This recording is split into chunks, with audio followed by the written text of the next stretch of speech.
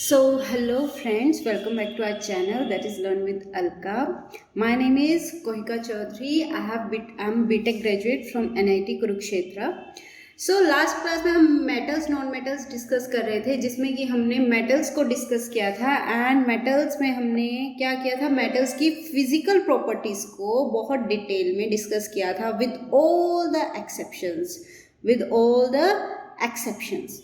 तो आज हम डिस्कस करेंगे केमिकल प्रॉपर्टीज। क्या केमिकल प्रॉपर्टीज ऑफ मेटल से आज हम स्टार्ट करेंगे। ओके, तो क्या है फर्स्ट केमिकल प्रॉपर्टी हम क्या डिस्कस करेंगे? मेटल की ऑक्सीजन के साथ रिएक्शन। मेटल की ऑक्सीजन के साथ रिएक्शन कैसी होती है? जो हमारी मेटल्स होती है ना, जब वो ऑक्सीजन के साथ रिएक्ट करते हैं तो क्या बनाती है? Metal oxide. क्या बनाती है? Metal oxide. ठीक है, ये रिएक्शन, ये जनरल रिएक्शन आपको याद होनी चाहिए। Metal plus oxygen gives metal oxide. And metallic oxides कैसे होते हैं नेचर में? बेसिक होते हैं। कैसे होते हैं? Metallic oxides are basic in nature. Metallic oxides are basic in nature and non metallic oxides are acidic in nature, उसके अपोजिट बिल्कुल। ठीक है, तो फर्स्ट जो रिएक्शन है वो है पोटेशियम की।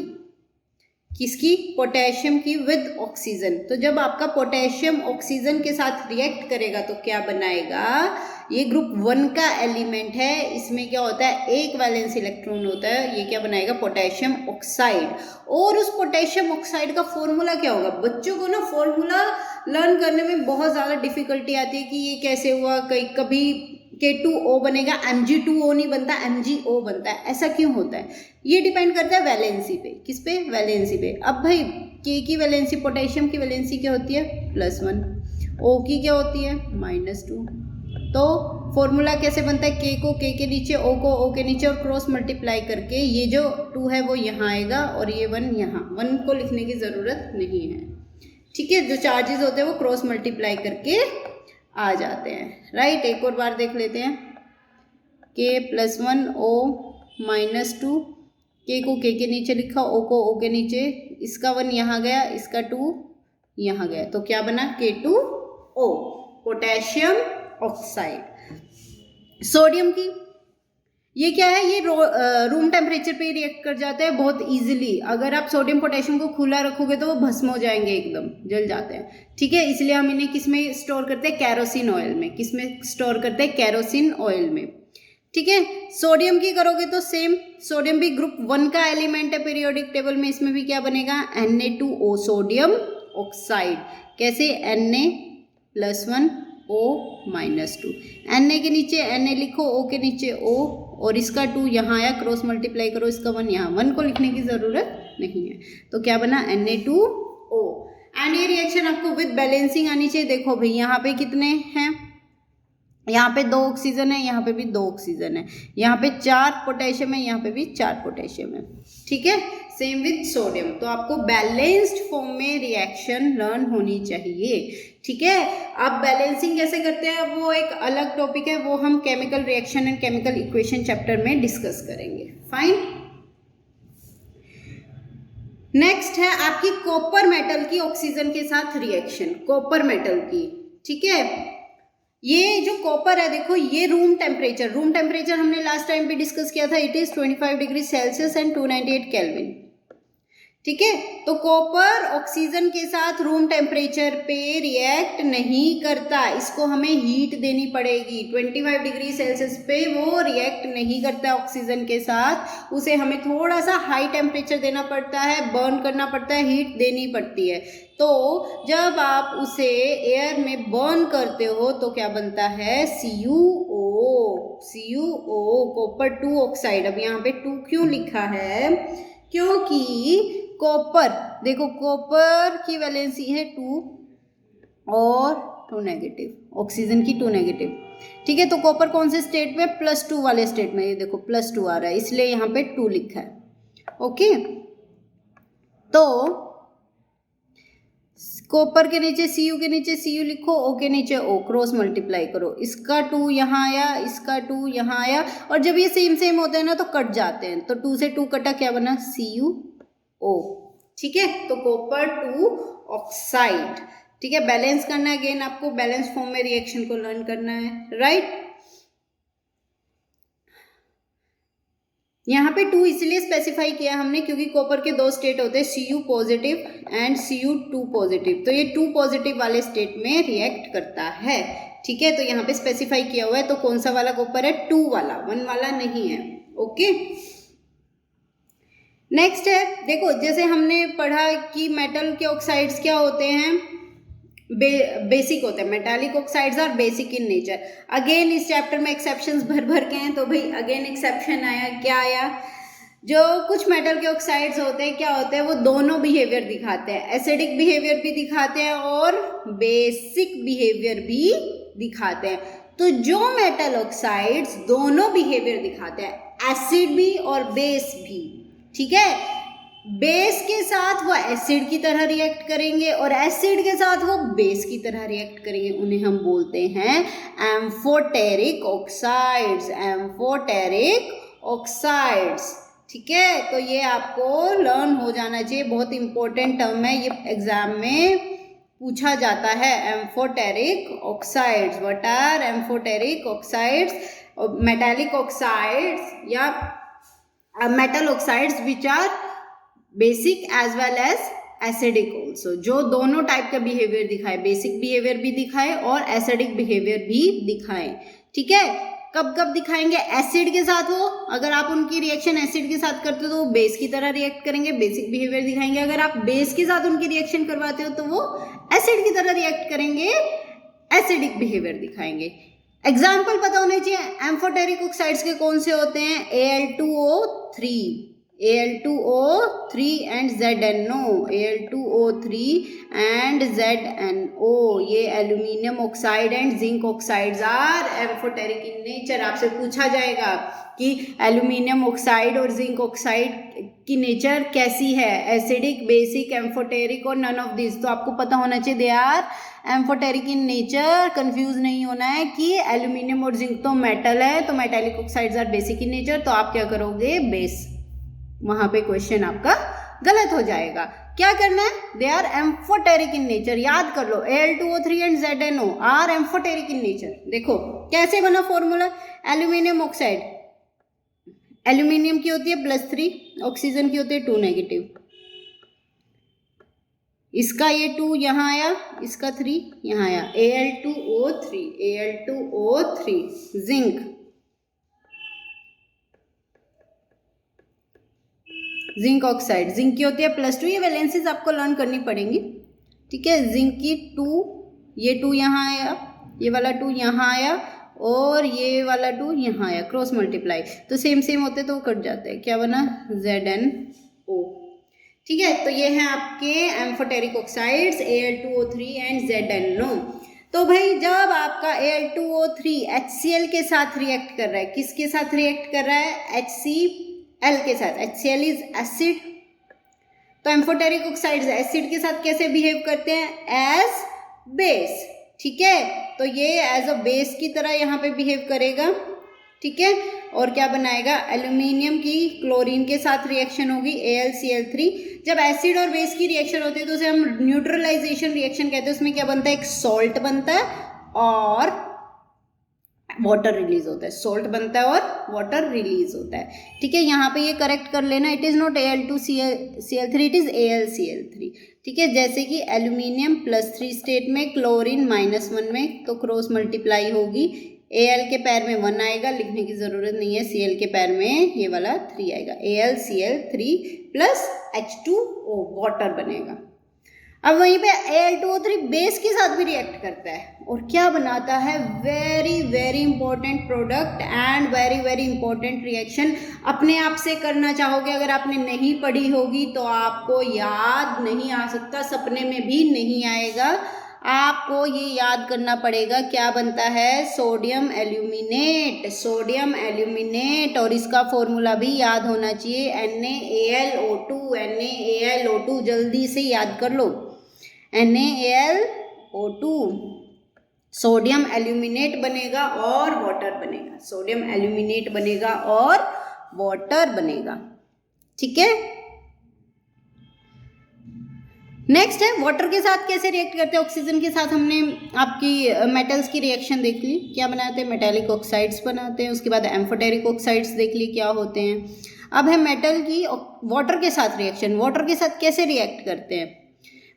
ये आपको ये जनरल रिएक्शन याद होनी चाहिए, metal plus water gives metal hydroxide and hydrogen. क्या मिलता है, मेटल हाइड्रोक्साइड एंड हाइड्रोजन, याद कर लो, ठीक है। उसमें क्या मिल रहा था, मेटालिक ऑक्साइड, क्या मिल रहा था, मेटल का ऑक्साइड, और इसमें क्या मिल रहा है, metal hydroxide plus hydrogen gas, ठीक है। तो most of the metals water के साथ एज सच रिएक्ट नहीं करती हैं। जो आपकी एल्कली मेटल्स है, ग्रुप 1 की मेटल्स है, जैसे सोडियम पोटेशियम है, ये क्या विग्रसली रिएक्ट करती हैं। विग्रसली का मतलब क्या है, जब ये रिएक्ट करती है ना, बहुत ज़्यादा हीट निकलती है, बहुत ज़्यादा हीट, एकदम से फैक्ट से रिएक्ट करती हैं, ठीक है। तो alkali metals react vigorously with water, they react vigorously with water, okay. तो सोडियम की देखते हैं भाई, सोडियम के H2O के साथ कराएंगे तो क्या बनेगा, सोडियम हाइड्रोक्साइड NaOH और हाइड्रोजन गैस तो निकलेगी ही, ठीक है, और साथ में बहुत ज्यादा हीट भी निकलेगी। जिन रिएक्शंस में हीट निकलती है ना, हीट का निकलना, हीट को किससे, केमिस्ट्री में हम किस चीज से वो करते हैं, थर्मो, ठीक है। हीट को किससे वो जाना जाता है केमिस्ट्री में, थर्म से।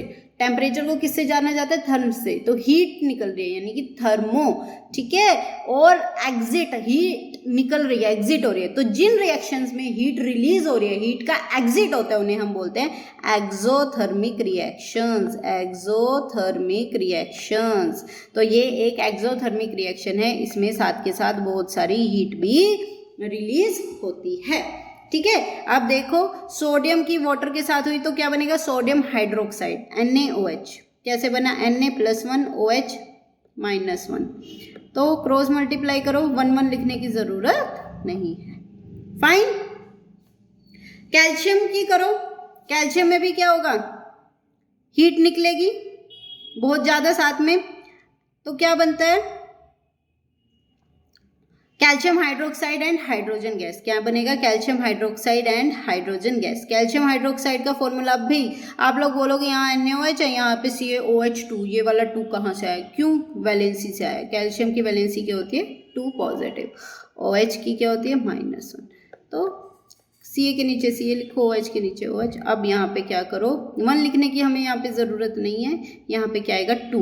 अब अगर मैं ये 2 ऐसे लिखती हूँ ना, इसका मतलब है कि ये सिर्फ हाइड्रोजन के साथ है, ये सिर्फ हाइड्रोजन के साथ है, पर हमने तो पूरा का पूरा हाइड्रोक्साइड OH उतारा है, तो ये 2 किसके साथ आएगा, पूरे के साथ, किसके साथ आएगा, पूरे के साथ। तो ध्यान रखना क्या लिखना है, CaOH whole twice, CaOH whole twice, okay.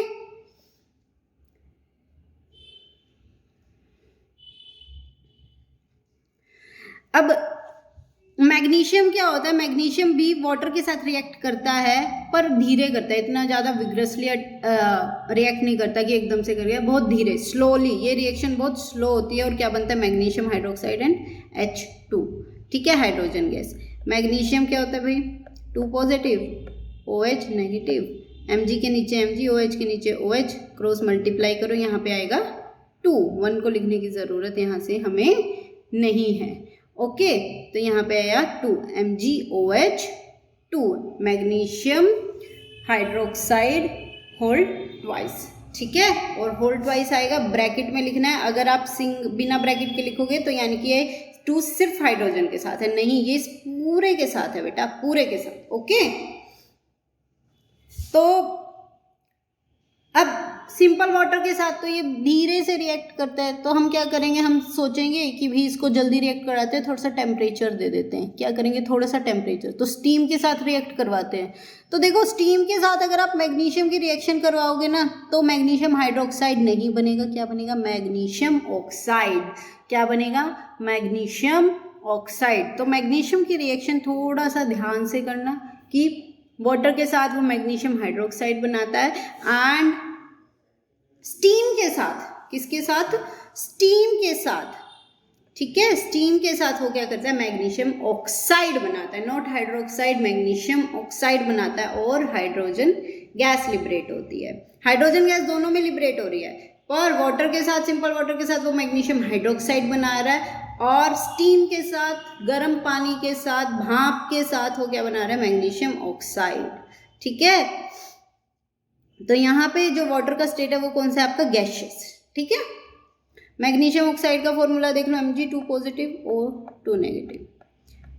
जब सेम सेम होते हैं तो अल्फाबेट, ये डिजिट्स जो होते हैं आपके, नंबर जो होते हैं वो कट जाते हैं, तो MgO। फाइन।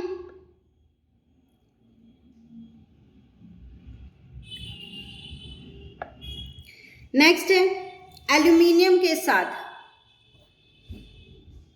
एल्यूमिनियम ठंडे पानी के साथ तो रिएक्शन एज सच करता तो है, पर बहुत धीरे करता है कि वो नोटिस भी नहीं हो पाती। इतनी धीरे होती है रिएक्शन कि वो नोटिस में भी नहीं आ पाती कि ये रिएक्शन हो भी रही है या नहीं। तो जब आप इसकी स्टीम के साथ करोगे, भाई स्टीम के साथ हमने ऊपर भी की थी, मैग्नीशियम की हाइड्रोक्साइड नहीं बना था, मैग्नीशियम ऑक्साइड बना था। एल्यूमिनियम के साथ भी करेंगे तो एल्यूमिनियम के साथ भी क्या बनेगा, ऑक्साइड बनेगा। ठीक है, हाइड्रोक्साइड नहीं बनेगा, एल्यूमिनियम ऑक्साइड। ठीक है, प्लस हाइड्रोजन गैस। अच्छा, आपसे इसमें ये पूछा जा सकता है कि हाइड्रोजन गैस को टेस्ट करने का तरीका क्या है। अगर कहीं पे कोई गैस लिबरेट हो रही है, कि हम कैसे पता लगाएंगे कि हाइड्रोजन गैस है। कुछ नहीं, मैच स्टिक लाओ, माचिस की तिल्ली, ठीक है, जो जल रही होती है, जला के, तो वो कैसे जलेगी, पट पट पट पट साउंड से, पॉप साउंड। मैच स्टिक को लाओगे जलती हुई माचिस की तीली को, तो क्या करेगी, वो कैसे जलेगी, पॉप साउंड से, पट पट पट पट की आवाज आएगी आपको। ठीक है, नेक्स्ट है जिंक की वाटर के साथ रिएक्शन। ये भी क्या करता है, स्टीम के साथ ही रिएक्ट करता है। स्टीम के साथ करेगा, कोल्ड वाटर के साथ ये रिएक्ट नहीं करता है, स्टीम के साथ करता है। स्टीम के साथ क्या बनता है भाई, ऑक्साइड बनता है, हाइड्रोक्साइड नहीं बनता है। तो ये क्या बनेगा, जिंक ऑक्साइड प्लस H2। ठीक है, नेक्स्ट है आपकी reaction of iron with cold water. ठीक है, विद वाटर, जो आपका आयरन है वो कोल्ड वाटर के साथ रिएक्ट तो करता है, पर बहुत ज़्यादा टाइम लगता है उस रिएक्शन को होने में। इसका परफेक्ट एग्जांपल है जैसे कि रस्ट, जो जर लगता है हमारे आयरन की चीज़ों पे, वो एक दिन में नहीं लगता, मतलब 10 मिनट में नहीं लगे, एक दिन में नहीं लगे, 2 दिन में लगे, जब साल हो जाता तब जाके कहीं हमें ये लगता है ओ इस पे रस्टिंग होने लग गई है। तो वो बहुत धीरे होता है कोल्ड वाटर के साथ।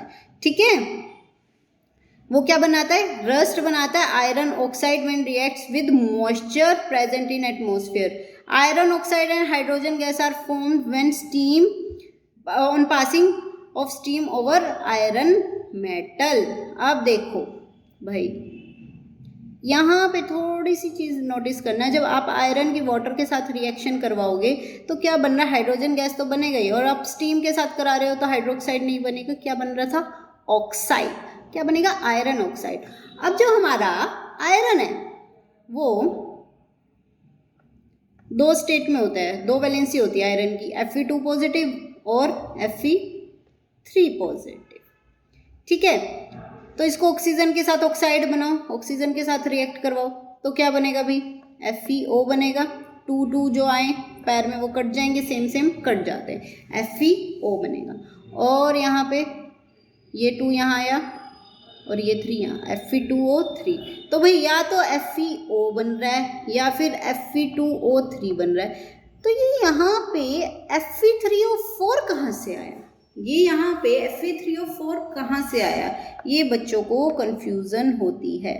सो ये आपको रिएक्शन एज इट इज याद करनी है विद बैलेंसिंग। और अब ये देखो ये कहाँ से आया, आपके दोनों टाइप के ऑक्साइड्स बनते हैं, FeO भी बनता है और Fe2O3 भी बनता है, और ये दोनों आपस में मिलके क्या बना लेते हैं, एक कॉम्प्लेक्स बना लेते हैं जिसे हम विद डॉट डालते हैं। इसको तो देखो, आयरन कितने हो गए, 3 आयरन हो गए, Fe कितने हो गए, 3, ऑक्सीजन कितने हो गए, 1 यहाँ से और 3 यहाँ से, 4, Fe3O4 बन गया। तो वो ऐसे बनता है FeO डॉट Fe2O3। ठीक है, तो इसको आप Fe3O4 को ऐसे भी लिख सकते हो, FeO डॉट Fe2O3। तो इसमें जो आपका आयरन होता है वो दोनों स्टेट्स में होता है, +2b और +3। 3 वाला भी। तो कंफ्यूज मत होना, जो रिएक्शंस है वो वैसे ही याद करना।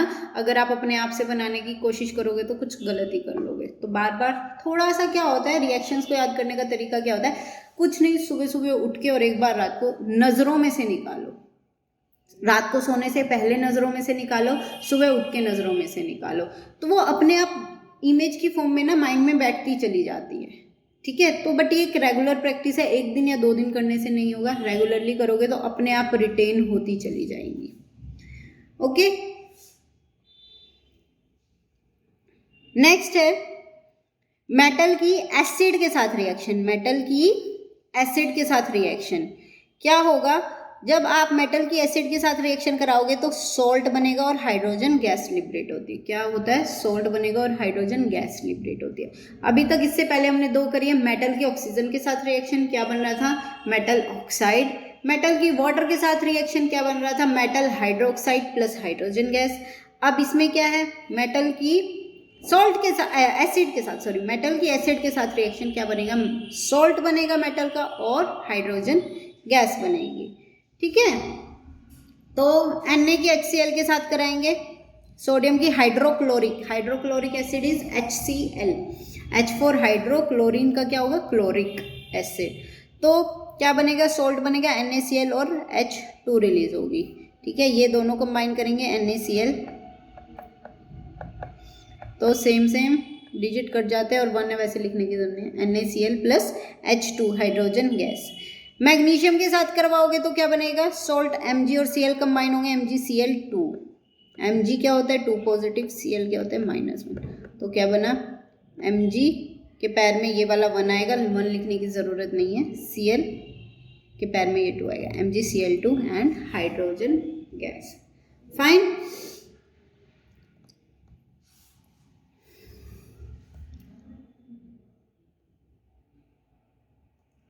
नेक्स्ट है जिंक की सल्फ्यूरिक एसिड के साथ, किसकी, H2SO4 इज सल्फ्यूरिक एसिड। याद कर लो, HCl क्या था, HCl था हाइड्रोक्लोरिक एसिड, H2SO4 क्या है, सल्फ्यूरिक एसिड। जिंक की सल्फ्यूरिक एसिड के साथ करो भाई, जिंक और ये सल्फेट आयन ज्वाइन हो जाएंगे और हाइड्रोजन गैस ये एज इट इज यहाँ पे निकल जाएगी, Zn2 पॉजिटिव। सल्फेट की वैलेंसी क्या होती है, 2 नेगेटिव। सल्फेट की क्या होती है भाई, 2 नेगेटिव।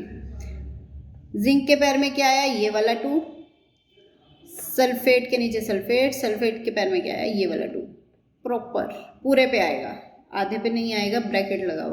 ठीक है, तो 2 से 2 कट गया, तो क्या बना, ZnSO4, जिंक सल्फेट। ठीक है, तो ये जो मेथड है ये लैब में यूज़ होता है। अब आपसे पूछा जा सकता है, 3-4 रिएक्शन दे देंगे और उनमें से पूछेंगे कि इनमें से लैब में कौन सा मेथड यूज़ होता है हाइड्रोजन गैस को प्रोड्यूस करने के लिए। तो ये लेबोरेटरी मेथड है for the preparation of hydrogen gas. तो आपको याद होना चाहिए, zinc plus H2SO4 gives ZnSO4 plus H2। तो ये क्या है, laboratory preparation, lab preparation of hydrogen gas का मेथड।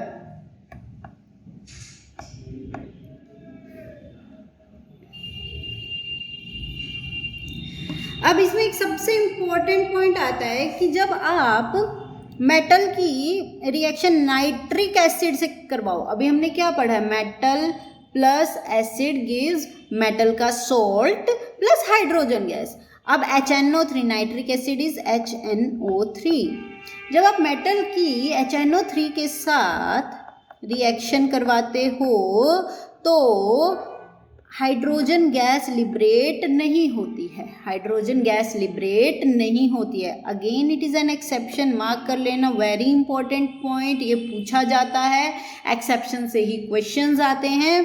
तो हाइड्रोजन गैस लिबरेट नहीं होती है, क्यों, क्योंकि आपके टेस्ट ट्यूब में HNO3 होगा भाई, क्योंकि आप मेटल की उसके साथ HNO3 के साथ रिएक्शन करवा रहे हो। देखो जैसे क्या होता है, जब आप पानी में शुगर को घोलने लगते हो, डिजोल्व करने लगते हो, पानी में चीनी घोलने लगते हो, तो चीनी सारी की सारी एकदम थोड़ी ना घुल जाती है, एकदम थोड़ी ना डिजोल्व होती है, थोड़ा तो टाइम लगता है ना, थोड़ी थोड़ी करके घुलने लगती है। तो जब स्टार्टिंग में थोड़ी सी चीनी डिजोल्व हुई तो बाकी की शुगर तो रखी है ना गिलास में, तो क्या होगा, तो स्टार्टिंग में मेटल थोड़े से HNO3 के साथ रिएक्ट करेगा, ठीक है, पर बाकी का HNO3 तो होगा। वो HNO3 क्या करेगा, मेटल ने HNO3 के साथ रिएक्ट किया और क्या लिबरेट की, हाइड्रोजन गैस। पर बाकी का जो HNO3 रखा है वो क्या है, HNO3 is a strong oxidising agent. ये क्या करता है, इस H2 को ऑक्सीजन प्रोवाइड करता है। जो बाकी का बचा हुआ HNO3 होगा वो इस हाइड्रोजन को ऑक्सीजन प्रोवाइड करेगा और ये H2 को ऑक्सीडाइज कर देगा, किसमें, H2O में। किसमें, H2O में। तो आप कभी भी कोई भी मेटल की रिएक्शन HNO3 से करवाते हो तो हाइड्रोजन गैस लिबरेट नहीं होगी, याद रखना।